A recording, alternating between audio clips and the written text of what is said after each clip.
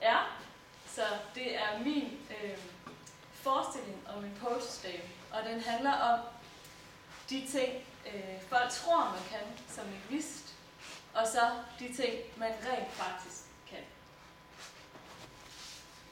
Jeg er ikke god til beregning, ikke en strategiker, men jeg kan blande sprogelementer som en kemiker. Er ikke velbevandret i maskinretorik, men jeg er hård som kolde tal til dansk grammatik.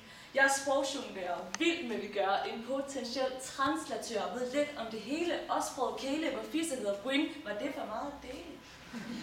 Til gengæld er outsource management ikke noget, der er mig bekendt. At organisere logistik kræver andet talent end mit. Så hey, nu siger jeg det lige. En lingvist er ikke logistiker. Det synes jeg bare, du skulle vide, ikke? Når det så er faldet helt på plads, vil folk vide, hvor mange sprog jeg kan, og hvordan man staver til det fremmedord, de tit har diskuteret med deres mor. Men trods talegaver er det ikke det, jeg laver. Dikterer ikke, hvordan man staver. Beskriver kun i skrivende stund, hvad folk siger, når de åbner deres mund.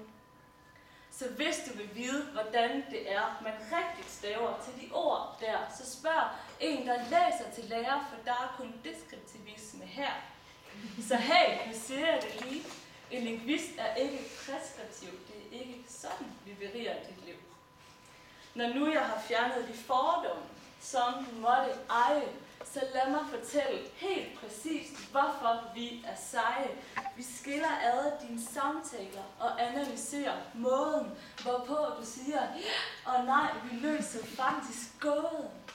Og vi er gode til kage på fredag. Der er altid nok, så kom og smag. Og så er vi klar i kommen af bar, hvor kolde øl er fast inventar. Og så kan vi fonetisk beskrive dine lyde og finde de morfemgrænser, der ellers er svære at tyde. Ja, så længe det er noget med sprog, er der ikke det, vi ikke kan yde.